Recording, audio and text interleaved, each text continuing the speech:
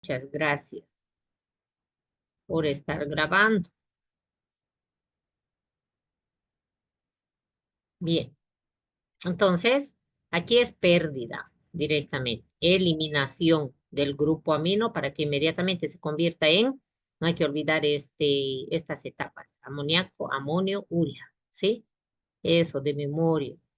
El amino se convierte en amoníaco, amonio, urea. Aquí es muy importante las flavoproteínas, ¿sí? Flavoproteínas.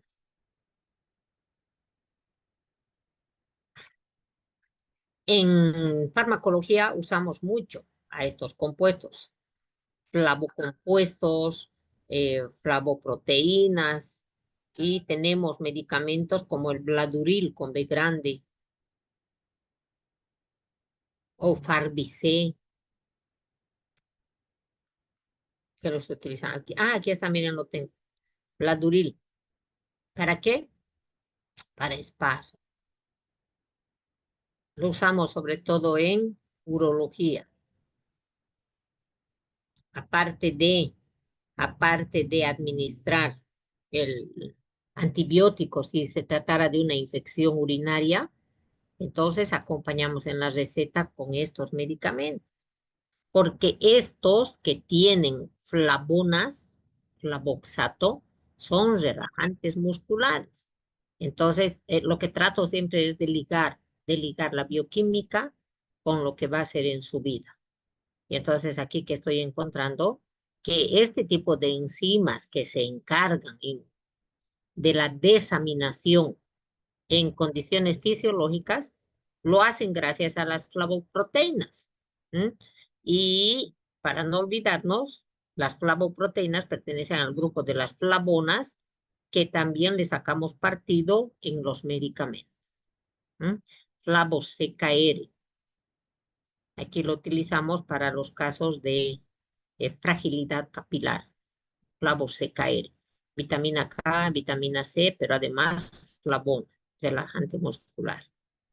Entonces, que son antivasos sanguíneos y de esta manera disminuyen los riesgos de patologías coronarias. ¿Dónde están las flavoproteínas que tiene esta estructura? Que no hay que aprender de memoria, pero usted ya sabe que es una estructura aromática. ¿Dónde se encuentra en todos los frutos guindos rojos que tienen la naturaleza? A no olvidarse. Eh, Hay unos productos, ay, se me ha ido el nombre, hay unos frutos pequeños. Bueno, ay, se me ha ido. En esta reacción, ¿qué es lo que tengo? Miren, un aminoácido, ácido y aminoácido. Entonces, intervienen en esta reacción las flavoproteínas a través de la flavin mononucleótido oxidado. Y se reduce flavin mononucleótido reducido cuando tiene H2. Y para que nuevamente se oxide, va a ingresar el oxígeno molecular, que se convierte en agua oxigenada. Por suerte tenemos catalasa, que vuelve a convertir en agua y en oxígeno. Esta catalasa es, ya saben, una enzima producida por los glioxomas. Glioxomas. Bueno, entonces este aminoácido que experimenta esta oxidación va a ingresar el agua, por hidrólisis se elimina esto. Yo tengo solamente aquí un alfa-cetoácido. Alfa-cetoácido. Desaminación oxidativa. Aquí debemos de ver la formación del doble enlace. Aquí no había y aquí hay. Esa es la oxidación. Ahora, otro, desamidación es diferente a amina, que es con letra D. Y la letra D me indica de que va a haber formación del oxígeno más. ¿Mm? Entonces aquí la asparagina, la glutamina, por acción de estas enzimas. Estas enzimas, esta enzima tiene como sustrato a la asparagina y la otra glutaminasa. Y la pregunta es, ay, qué tontera, no me gusta. No, es que es interesante, ya vamos a ver para acá. Miren, fíjense cómo es el glutamato. un aminoácido normal. Este glutamato puede aceptar un grupo amino que pudo haberse originado en esto, en la desaminación. Tiraron ahí un grupo amino, pero no puede estar ahí en mi cuerpo, entonces el glutamato que dice, venga, yo lo voy a cargar. ¿Y esto quién lo hace? Glutamina sintetasa. Entonces veamos que este grupo amino aquí ya tenía, pero aquí se le suma uno. Ven, ¿no? Ya tiene otro grupo amino. Ahí sí se llama glutamina. Este es glutamato, glutamina. Ahora bien, por la glutaminasa se puede perder ese grupo amino y otra vez se convierte en glutamato. Bueno, qué ociosidad. No, no, es que no es ociosidad. Aquí el glutamato cargó el grupo amino, la glutamina viene por allá y dice voy a perder el amoníaco para que se le sume un protón cuando hay mucha acidez en el cuerpo. Y ese amoníaco, ahora convertido en amonio con otro hidrógeno, puede a nivel del riñón eliminar protones de esta manera. Y de esta manera se estuviera controlando el pH de la sangre.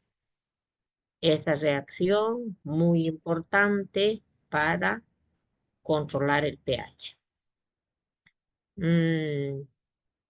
Hay muchos tumores que son dependientes de estos grupos aminos. Les encanta consumir aminoácidos.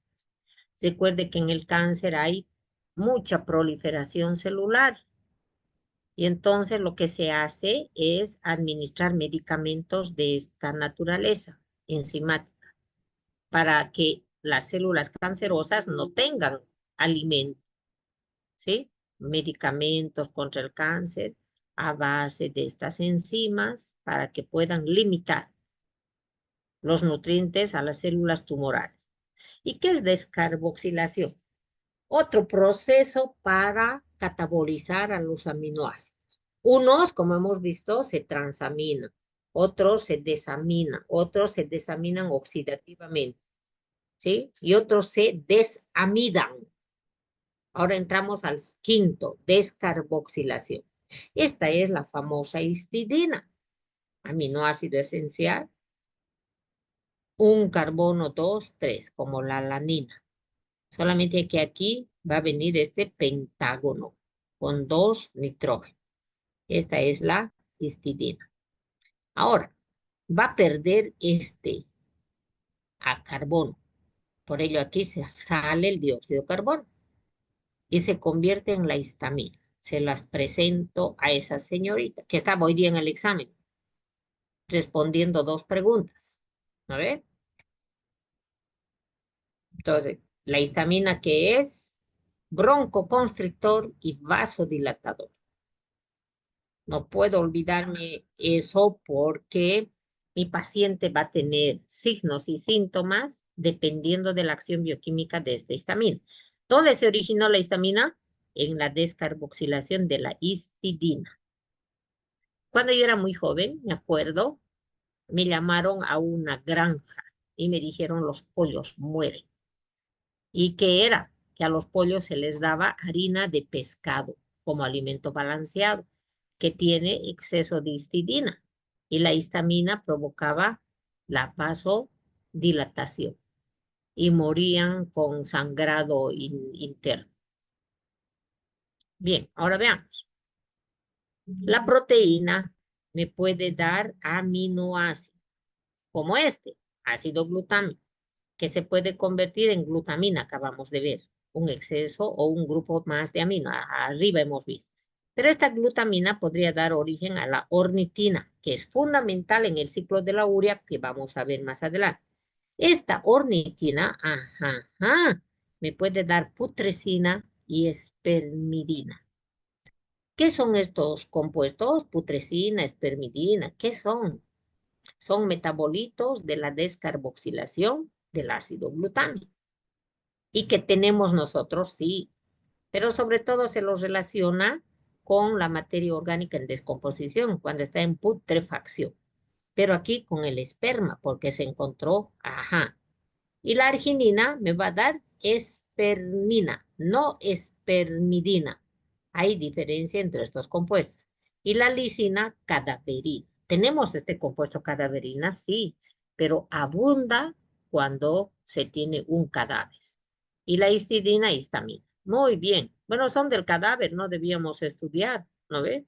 No, no, mire, se llama poliaminas, varios grupos aminas, no solo como la espermina, espermidina, cadaverina, ¿no? Entonces, a esta también se les llama tomaínas, P-tomaína.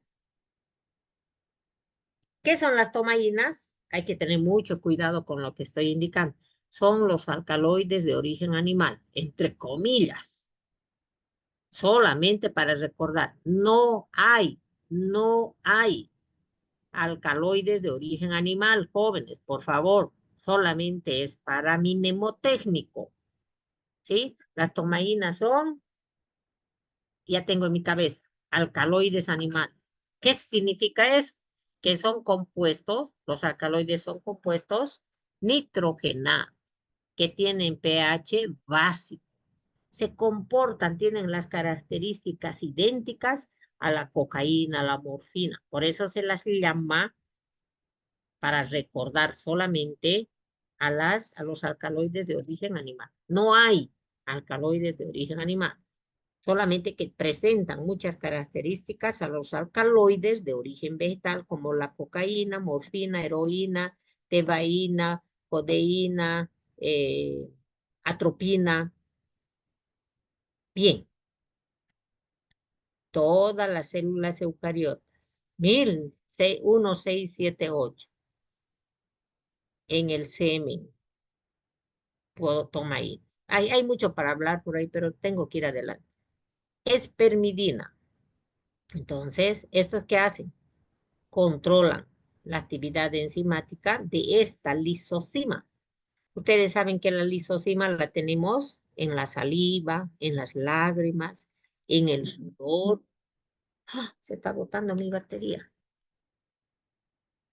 De ahí que cuando, cuando somos ignorantes, nos espantamos cuando vemos que cuando un niño se cae, se excoria su piel, su epidermis. Entonces, y la mamá va y agarra su mano, sus dedos, lo mete a la boca, saca saliva y le pasa por la herida al niño. El que no sabe qué dice, qué asco. No, está poniendo en contacto la lisosima con la herida, donde teóricamente deben haber bacterias. Entonces, la saliva lo que tiene son lisosimas, y también tenemos ferritina en la saliva. De esa manera, cuando se pasa con ahora no les estoy enseñando a curar con saliva, sino estamos explicando el mecanismo de eso que hace la mamá, ¿no? Entonces, la lisosima es muy importante, tenemos en las lágrimas, en el sudor, en la saliva. ¿Quién controla a esta señorita? Esto, o las poliaminas. No solo espermidina, sino la cadaverina, la putrescina. ¿Mm? Bien. Y enzimas de unión a membrana, ¿no? Estabiliza la estructura del DNA. También a las histaminas, a la histamina. En singular no debía estar. Estabiliza la histamina. Quietita, que se quede la histamina bien quietecita dentro del mastocito, que es un glóbulo blanco, claro, que tiene sus gránulos llenos de histamina. Entonces, cuando una célula es agredida, esta recién liberará histamina al espacio extracelular, donde provocará vasodilatación y aumento de la permeabilidad de la membrana celular. De esta manera va a haber edema. Un exceso de poliaminas causa apoptosis dentro un estrés. Pero cuando faltan, también va a haber apoptosis celular. Sustancias tienen que estar justo en equilibrio, porque un exceso o un déficit va a alterar la apoptosis. ¿Qué más hace? Controla a los mensajeros secundarios. ¿Cuáles son los mensajeros secundarios más conocidos? AMP cíclico, GMP, sí. Necesito estos compuestos que estamos viendo para los linfocitos. Ustedes saben ahí que vamos a tener a los linfocitos.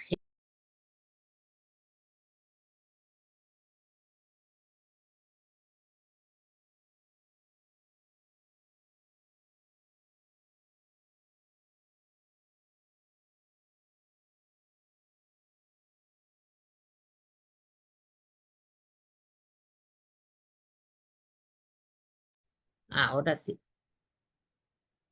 Entonces, a repasar estos jóvenes, que es muy importante, los linfocitos de memoria, los linfocitos colaboradores, ¿no?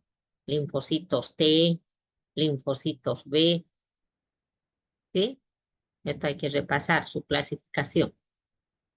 También hacen que madure el sistema inmunitario, para que de esta manera no entren otras sustancias que no. Ay, ay, ay. A mayor concentración, mayor cáncer. A mayor concentración, menos glicación, menos diabetes. ¿Mm? Una locura, ¿no? Pero esto es lo que está publicado. Ahora, ¿qué es la glicación? Ahí me voy a detener. Y esa va a ser mi pregunta de examen. Oye, ya les estoy dando las preguntas de examen. La glicación es el proceso mediante el cual las moléculas de glucosa se van a ligar a estructuras nuestras como las proteínas o los ácidos nucleicos. Se acuerden que nosotros tenemos hemoglobina glicosilada. No más del 6% de la hemoglobina debe de estar con su mochila cargada de glucosa para no pasar hambre. Pero si se pasa del 6% es porque esa persona tiene mucha glucosa en sangre. Y entonces, cuando hay un exceso de glucosa, más del 6% de la hemoglobina se va a glicar, se va a ligar a la glucosa. Solo el 6% de la hemoglobina debía de tener una mochilita con glucosa. Ahora bien, no solamente la hemoglobina se va a glicar, se ha demostrado que nuestras neuronas también se van a glicar, proteínas de las neuronas. Y entonces este fenómeno, este proceso no es fisiológico. Y hay publicaciones en el sentido que personas obesas, obvio, tienen más glucosa y sus neuronas son más glicadas. Y esta sería la explicación según estos autores de por qué en el colegio los que llevan el estandarte son esqueletos y no son gorditos. Claro que hay excepciones, pero es interesante detenerse. Entonces ustedes tienen que ser buenos padres, chicos, no exceder con la alimentación de los niños. Tiene que ser la justa y necesaria. No hagan lo que yo he hecho, ¿no? A mi Jesús, a mi pobre Jesús, ay, yo llegaba de la universidad y a la chica le decía, ¿almorzó? Uy, bien, me dice, y a ver, traiga junto conmigo y volví a comer, ¿no? Entonces yo decía, esta no le da de comer a mi hijo. Y como era flaquito, tenía el signo de la bandera, tenía washer por mi bebé. Entonces decía, no me lo hace comer, así es que ahí me pasé de la mano. Ahora no sé cómo controlar, ¿no? Bien, vamos. Ahora sí. Los aminoácidos pierden el grupo amino, eso hay que, por diferentes procesos. Transaminación, desaminación oxidativa, o pueden perder un carbono por descarboxilación, ¿no es cierto? Entonces, ¿qué es lo que nos queda de esos procesos? El grupo amino, que se liga con un protón y forma el amoníaco. Por ello que debo de ahora dedicarme, ¿qué pasa con el amoníaco? ¿De dónde se origina el amoníaco? Desaminación del glutamato o flora intestinal, nuestra flora saprófita. ¿Qué es la flora saprófita? Son bacterias, son hongos que tienen bioquímica, es decir, tienen enzima. Entonces, estas enzimas trabajan sobre todo lo que encuentran en el intestino delgado, grueso, que tenga amoníaco, que tenga nitrógeno. Y ese nitrógeno lo convierten en amoníaco. Esto es importante recordar. Entonces, yo tengo en la sangre amoníaco del catabolismo intracelular, pero también tengo de la bioquímica de mis inquilinos.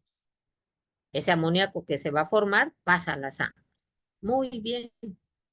Entonces, este amoníaco puede llegar al hígado que a lo mejor está insuficiente. Tenemos muchos pacientes que tienen insuficiencia hepática. Luego no pueden convertir el amoníaco, el amonio, en urea. En urea. La clave es convertir en urea. Entonces, a estas personas tenemos que tratarlas con una dieta hipoproteica. Hipoproteica. Y voy a administrar este medicamento, lactulosa. Sí, se lo utiliza cuando la persona está estreñida. Pero aquí lo que yo estoy analizando es de otra perspectiva, ¿no? Se administra este medicamento, entre comillas, para que, miren,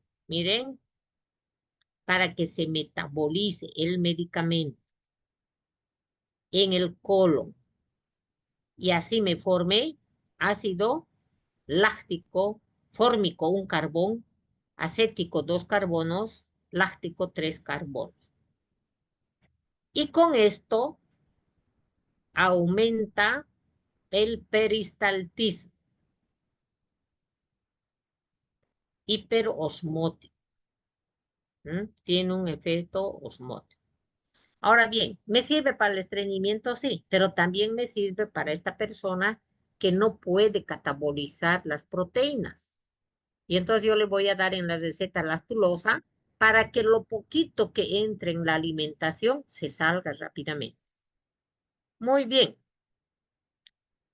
¿Qué formaba? Ácido, ácido, ácido. Como es ácido, neutraliza al amoníaco, que es básico. Son los dos mecanismos que disminuye el pH del contenido del colon. Recuerden que el amoníaco es el peor tóxico que tenemos adentro. La acidificación. ¿Por qué acidificación? Porque se forma ácido fórmico, ácido acético. Voy a poner en orden aquí. Este fórmico va a estar aquí, de un carbono. El acético de dos carbonos. Y el ácido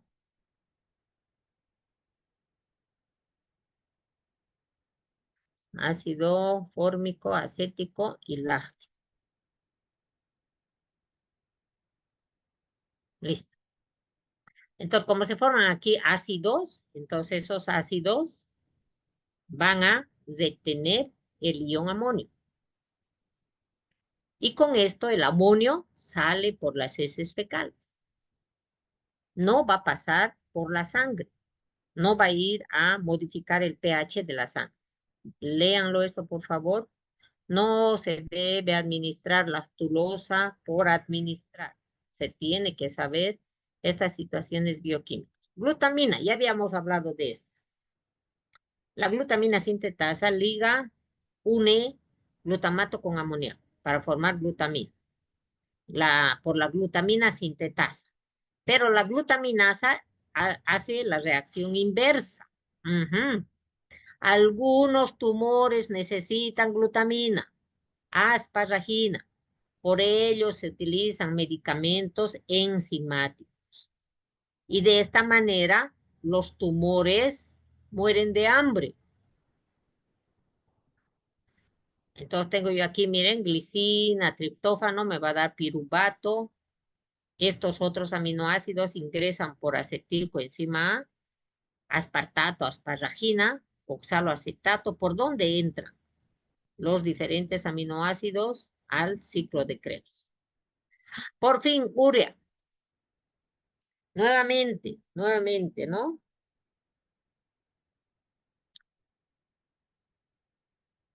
Formación de urea. ¿De dónde surge la urea? Del dióxido de carbono y del amonio. El amonio del amoníaco, el amoníaco del amino, el amino del aminoácido. 1932, Krebs, el famoso ciclo de Krebs. Y Henseleit indicaron que el hígado sumaba amoníaco, dióxido y aspartato para sintetizar urea a través del ciclo de la urea. Esta se caracteriza porque tiene una primera parte en la mitocondria y en el citoplasma. Otros autores dicen, no, primero en el citoplasma, después en la mitocondria, al revés. Pero como es un ciclo, no se sabe dónde empieza y dónde termina, ¿sí? Entonces, los científicos más famosos dicen, da lo mismo. Aquí, ¿qué se va a formar? Carbamil fosfato. Luego la citrulina, arginino succinato se va a romper y por fin tengo la hidrólisis de la arginina. Mitocondria. Vamos a ver, esto es lo que pasa aquí en la mitocondria. Y se lo puse aquí, de aquí, empezamos de acá, de esta banderita. ¿Mm? Fíjense que entra amoníaco, dióxido de carbono, todos son productos de nuestro catabolismo, con gasto de energía. Invertimos muchos dólares aquí. Y me da por fin carbamil fosfato. Ahora, este carbamil, ¿se acuerdan hace rato que les hablé de la ornitina? ¿No ve? Que viene de la descarboxilación del glutamato. La ornitina se liga con el carbamil y me va a dar citrulina. Ornitina más carbamil. No las fórmulas, no aprendan, pero sí esto, ¿no? Dióxido más amonio. Por ahí le pongo la pregunta y haga su ciclo de la urea.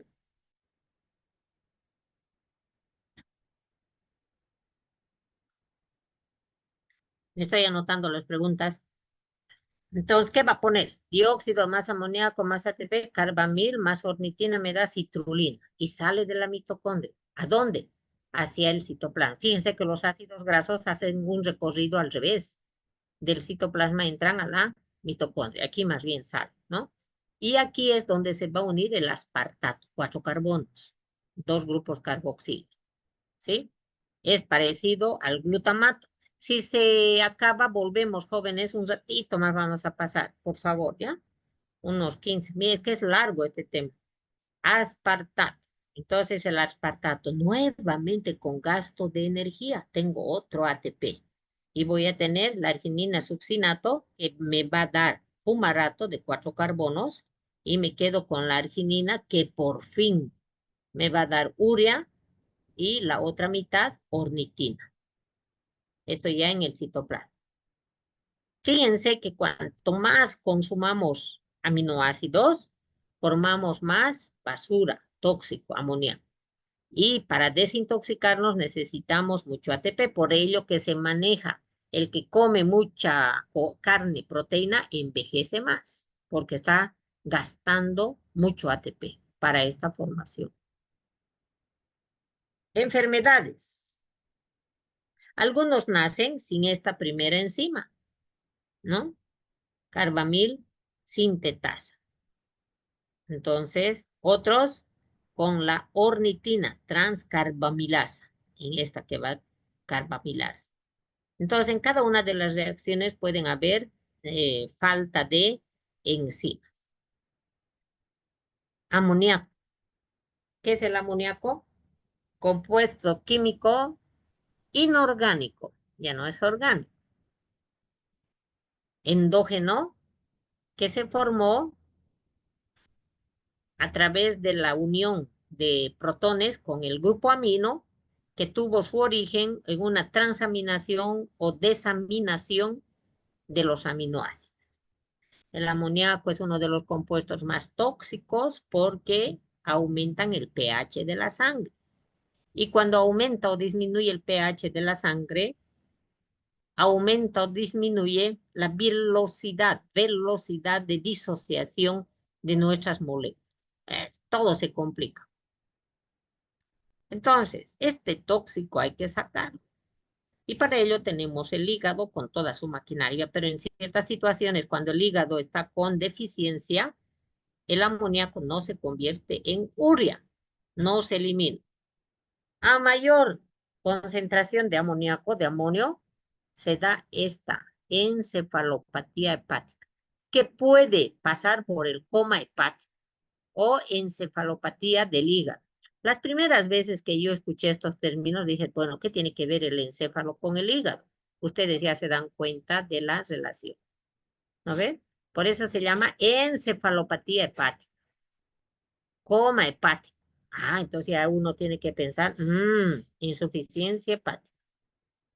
Tenemos mucho de esto, sobre todo en los alcoholes.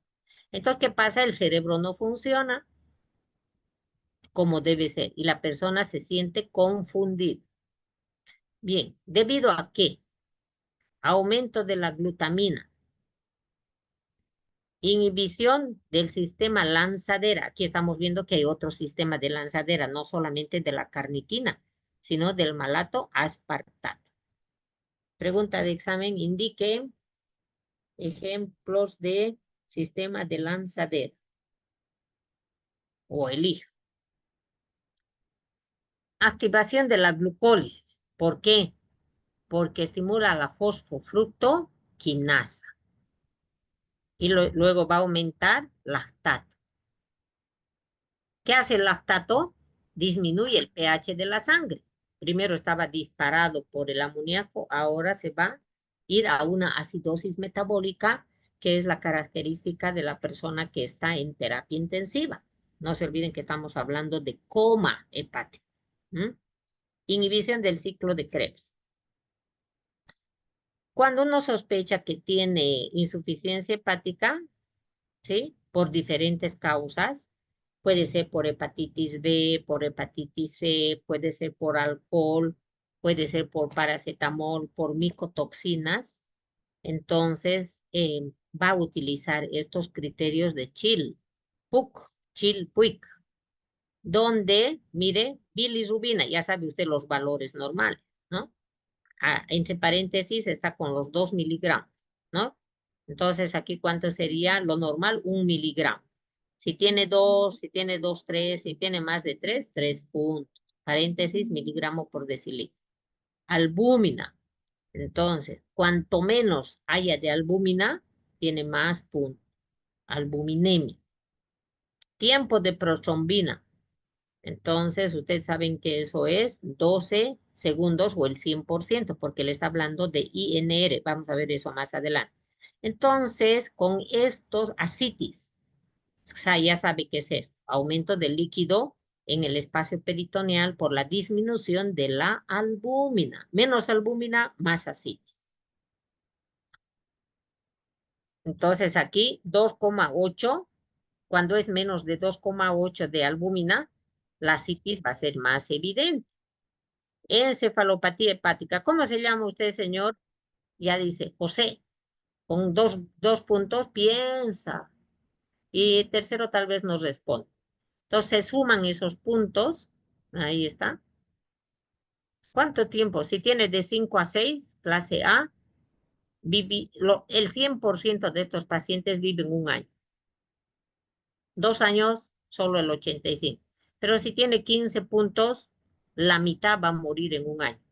Esto es importante recordar por los temas legales, porque los familiares dicen, pero si estaba bien, yo lo traje en enero y se murió en agosto. Entonces, desde el principio hay que explicar a los pacientes este tema. Evidentemente no hay que tratar de usar anestesia, no hay que decirle, se va a morir este año, ¿no? Ya verá eso. Escala de coma de Glasgow. Aquí,